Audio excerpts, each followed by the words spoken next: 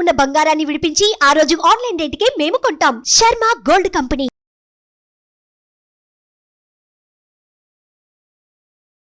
నమస్కారం, సుమన్ టీవీ ప్రేక్షకులకు స్వాగతం. ప్రస్తుతం మనతో పాటు ఉన్నారు శ్రీచక్ర పీఠ వ్యవస్థాపకులు, అలాగే ప్రముఖ జ్యోతిష పండితులు, మనందరికీ సుపరిచితులైనటువంటి డాక్టర్ ప్రదీప్ జోషి గారు మనతో పాటు ఉన్నారు. ఈ క్రోధినామ సంవత్సరం 27 నక్షత్రాల వారికి ఏ రకంగా ఉండబోతుంది ఏంటనే విషయాన్ని తెలియజేసేందుకు గురుగారు నమస్కారం. శ్రీమాత్రే నమః. మీ జన్మ నక్షత్రం ఇంపార్టెంట్. ఇప్పుడు నేను చెప్పేది ఏది జన్మ నక్షత్రం, నామ నక్షత్రము కాదు. నామ నక్షత్రం వేరు, జన్మ నక్షత్రం వేరు. నామ నక్షత్రానికి ఏ రాశి ఫలాలు గాని ఏ గోచార ఫలితాలు గాని వర్తించవు.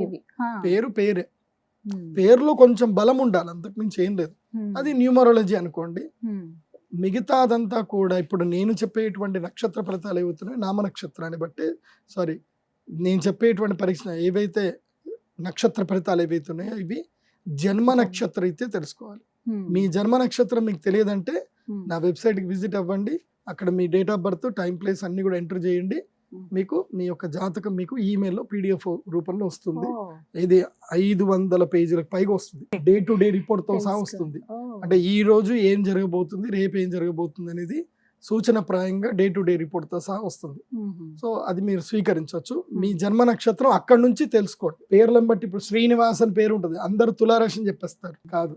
ఇప్పుడు వెంకటేష్ అంటారు, వేవో కాకి మృగశిర నక్షత్రము అంటే ఇది మిథున రాశి అని చెప్పేస్తారు. కాదు. సో ఇలా పేరును బట్టి మీరు రాశులు చెప్పుకోకండి, నక్షత్రాలు చెప్పుకోకండి, దాని ఫలితాలు ఉండవు. సో ఇప్పుడు ఈ సంవత్సరము క్రోధినామ సంవత్సరంలో ఒక్కొక్క నక్షత్రం వారికి ఎలా ఫలితాలు ఉన్నాయో చెప్తాను. అందరూ జాగ్రత్తగా వినండి. మీ జన్మ నక్షత్రాన్ని బట్టి మీరు నోట్స్ రాసుకోండి. గురుగారు, హస్త నక్షత్రం వారికి ఈ క్రోధినామ సంవత్సరం ఎలా ఉండబోతుంది, ఇంకా వాళ్ళు ఎటువంటి పరిహారాలను పాటిస్తే మరింత యోగ్యదాయకంగా ఉంటుంది? శ్రీ గురుభ్యో నమః. శ్రీమాత్రే నమః. హస్త, హస్త అంటే ఏంటి? చేయి. హస్తం పరహస్తం గతం గతః. హస్త నక్షత్రం యొక్క గొప్పతనం ఏంటంటే, ఇది అందరూ మీరు నోట్ చేసి పెట్టుకోండి. ఇది కావాలంటే మీ ఎడిటర్ గారు కూడా ఒకటి షార్ట్ చేసి మీరు వైరల్ చేయొచ్చు కూడా, ఫేస్బుక్లో కానీ దేంట్లో కానీ. హస్త నక్షత్రము రోజున మనము ఎవరికైనా ఏదైనా ఇస్తే అది అటే తిరిగి రాదు. హస్త నక్షత్రం రోజు ఏదైనా మనం స్వీకరిస్తే అది మనతో పాటు జీవితాంతం ఉంటుంది. కాబట్టి ఇది మీరు బాగా గుర్తుపెట్టుకోండి. ఏవైనా వస్తువులైనా మనుషులైనా ఏదైనా మీ జీవితంలో పోవాలి, ఇది నా జీవితంలో ఉండకూడదు అంటే వాళ్ళకి హస్త నక్షత్రం రోజు ఆ వస్తువును వదిలేసుకోండి. వాళ్ళకి బ్రేకప్ చెప్పాలంటే హస్త నక్షత్రం రోజు బ్రేకప్ చెప్పండి. ఇంకా వాళ్ళు మీ జీవితంలోకి రారు. ఎవరైనా మీ జీవితంలో ఉండాలి, వీళ్ళు మొత్తం నా జీవితంలో ఉంటే బాగుంటుంది అని మీరు అనుకుంటే వాళ్ళకి హస్త నక్షత్రం రోజు ప్రపోజ్ చేయండి. వాళ్ళని మీ జీవితం లోపలికి ఆహ్వానం చేయండి. బంగారం కొనుక్కున్న హస్త నక్షత్రం రోజు కొనుక్కోండి. సో గోల్డ్ లోన్ మాత్రం హస్త నక్షత్రం రోజు పెట్టకూడదు. గోల్డ్ లోన్ క్లియర్ చేయడం మాత్రం హస్త నక్షత్రం రోజు చేయాలి. ఇది బాగా గుర్తుపెట్టుకోండి. అయితే సేమ్ హస్త నక్షత్ర జాతకుల లక్షణం కూడా ఇట్లాగే ఉంటుంది. వీళ్ళకి జీవితంలో ఏది ఎప్పుడు పట్టుకోవాలో ఏది ఎప్పుడు వదలాలో వీళ్ళకి తెలియదు. వీళ్ళు నిత్య చాంచల్య జీవులు. హస్త నక్షత్రం వాళ్ళు నిత్య చాంచల్యమైనటువంటి వారు. 3 ఫ్లక్చువేషన్స్ దారుణంగా ఉంటాయి వీళ్ళకి. ఎంత దారుణంగా ఉంటాయంటే, ఈ క్షణం ఒకటి ఆలోచిస్తారు, మళ్ళీ ఇంకో క్షణం ఇంకోటి ఆలోచిస్తారు. మీరో ఎవరైనా సరే, మీ యొక్క వైఫ్ కానీ మీ హస్బెండ్ కానీ మీ ఫ్రెండ్స్ కానీ ఎవరైనా హస్త నక్షత్రం ఉన్నారనుకోండి, వాళ్ళ గురించి వాళ్ళు ఏం ఆలోచిస్తున్నారు, వాళ్ళ ఒపీనియన్స్ ఏంది, ఇవి అడగడం మానేయండి. ఎందుకోసం అంటే వాళ్ళ ఒపీనియన్ ఒక క్షణంలో మారిపోతుంది. వాళ్ళకి నచ్చినవి ఈ క్షణం ఉంటుంది, నెక్స్ట్ క్షణం మారిపోతుంది. సో వాళ్ళకి 3 ఫ్లక్చుయేషన్స్ దారుణంగా ఉంటాయి. కానీ ఒకటి మాత్రం ఉంటుంది, వాళ్ళకి మాత్రం పక్కా క్లారిటీ ఇంటర్నల్గా ఒకటే ఉంటుంది. వాళ్ళు అనుకున్న క్లారిటీ పనే చేస్తారు, కానీ ఎదుటి వాళ్ళు మాత్రం పిచ్చోళ్ళు అయిపోతారు వీళ్ళతోటి ఉంటే. సో హస్త నక్షత్రంతో ఎవరైనా స్నేహం చేస్తే మాత్రం వాళ్ళ గురించి ఎక్కువగా ఆలోచించడం మానేయండి. వాళ్ళు ఏది అరిచినా ఏది వేసినా సరే ఓకే ఓకే అని వదిలేయండి తప్ప వాళ్ళ గురించి సీరియస్ తీసుకోకండి.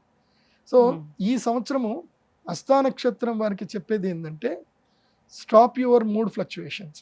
మీరు రిలేషన్షిప్స్లో ఈ సంవత్సరం దెబ్బతింటారు. అండ్ ఈ సంవత్సరము మీకు ధన సంపాదన, విపరీతమైన ధన సంపాదన వస్తుంది, విపరీతమైనటువంటి పేరు వస్తుంది. బట్ మీరు ఈ 3 ఫ్లక్చుయేషన్స్తో కనుక ఇలాగే ఉంటే మీతో ఎవరు ఫినాన్షియల్ డీల్స్ చేసుకోరు. ఎందుకోసం అంటే మనం ఎవరితో కలిసి బిజినెస్ చేయాలనుకుంటున్నాం, వాళ్ళని నమ్మాలంటే ఎట్లా నమ్మాలి? వాళ్ళు స్థిరంగా ఉంటారు అంటేనే నమ్మితే చేస్తారు. వాళ్ళు స్థిరంగా లేరు అంటే ఎవరు చేస్తారు? ఎవరు చేయలేరు. కాబట్టి మీ యొక్క స్థిరత్వాన్ని మీరు నెలకొల్పుకోండి. మీకు అతి కష్టమైన పని, చాలా సులభంగా ఉంటుంది, అతి కష్టమైన పని ఏందో తెలుసా? ప్రతిరోజు తెల్లవారుజాను 4:30 నుంచి 5:15 వరకు ఈ 45 నిమిషాల పాటు మీరేం చేయాలంటే కేవలం కూర్చొని మహావతార్ బాబాజీ గారి ఫోటో పెట్టుకొని దానికి ముందు దీపం వెలిగించి ఆ మహావతార్ బాబాజీ గారి దివ్యముఖ దర్శనాన్ని మీ కళ్ళతో చూస్తూ, ఆ యొక్క దీపాన్ని చూస్తూ కళ్ళు మూసుకొని ఇక్కడ ఆజ్ఞాచక్రం లోపల కేవలము ధ్యానం చేయడం మాత్రమే. ఉశ్వాస తీసుకునేటప్పుడు సో అని, నిశ్వాస వదిలేటప్పుడు అహం అని అనుకోండి. సోహం మెడిటేషన్ చేయండి. ఇది నేను చెప్తున్నాను కదా, ఇది మీరు అస్సలు చేయలేరు కూడా. హస్తానక్షత్ర జాతకులు ఈ మెడిటేషన్ చేయడం అంటే వాళ్ళకి ఆ ఏకాగ్రత కుదరదంటారు. కుదరదు. చెప్తున్నా కదా, అదే మూడ్ ఫ్లక్చుయేషన్ పోవాలంటే ఏం చేయాలంటే ఆజ్ఞాచక్రం మీద కాన్సన్ట్రేషన్ చేయాలి. ఇది గనక మీరు చేస్తే మీరు కోటీశ్వరులు, మీరు అదృష్టవంతులు, యోగ జాతకులు. ఇది గనక మీరు చేయలేకపోతే మీరు నిరర్థకమైనటువంటి వారు. ఎందుకోసం అంటే హస్తానక్షత్ర ఎవరైతే కనుక నాస్తికులు ఎవరైతే ఎక్కువగా ఉన్నారు అంటే అది హస్తానక్షత్ర జాతకులే. వీళ్ళు లాజిక్లు భయంకరంగా మాట్లాడతారు. వీళ్ళకి ఏ పని చేస్తారు కానీ లాజిక్లు మాట్లాడతారు. ఇప్పుడు ఉదాహరణకి మీరు దైవాన్ని నమ్మాలి అని మీరు అన్నారు అనుకోండి, నేను దైవం నమ్మను అంటారు. దైవం నమ్మను అంటే దైవాన్ని నమ్మించే ప్రయత్నం చేస్తారు. సో ఇలా స్ప్లిట్ పర్సనాలిటీగా ఉండేది ఈ సంవత్సరం అంతా కూడా ఇలాగే ఉంటుంది వీళ్ళకి. కానీ ధనము విపరీతంగా సంపాదిస్తారు. తమను నమ్మిన వాళ్ళకి అందరికీ కూడా చక్కగా సిరి సంపదలు ఇస్తారు. ఈ సంవత్సరం దానాలు చేస్తారు. ఈ ప్రాబ్లమ్స్ అన్నీ కూడా సెటిల్ అయిపోతాయి. ఈ సంవత్సరంతో అత్యంత ఉన్నత స్థాయికి వస్తారు. గృహ నిర్మాణాలు చేసుకుంటారు, ఇళ్ళు కట్టుకుంటారు, మంచి కీర్తి ప్రతిష్టలు వస్తాయి. ఇవన్నీ ఉన్నాయి. కానీ పాలల్లో నిమ్మ చుక్కబడితే ఎట్లాగైతే పాడైపోతుందో మీ మూడు ఫ్లక్చుయేషన్స్ వల్ల ఈ వచ్చేటి అని కూడా పోతాయి. కాబట్టి స్థిరంగా ఉండండి, ప్రశాంతంగా ఉండండి, కోపం తగ్గించుకోండి. ఏదైనా సరే నవ్వుతూ పలకరించండి. అందరినీ నవ్వుతూ పలకరించండి. కోపం పూర్తిగా తగ్గించుకోవాలి. ఎవ్వరు ఏదైనా సరే no reaction, only action. Okay, పని చేయడం మాత్రమే తెలుసుకోండి, బాగుంటుంది. సో పరిహారం ఇదైతే చెప్పాను. ఇంకొక పరిహారం ఏంటంటే కనుక ఈ సంవత్సరం వీలైతే కనుక కేదార్నాథ్ వెళ్ళి కేదార్నాథ్ దర్శనం చేసుకోండి. హస్తానక్షత్రం వారు బాగుంటుంది. ధన్యవాదాలు గురుగారు. సుమన్ టీవీలో మీ పర్సనల్ అండ్ బిజినెస్ ప్రమోషన్స్ కోసం కింది నెంబర్కి కాంటాక్ట్ చేయండి.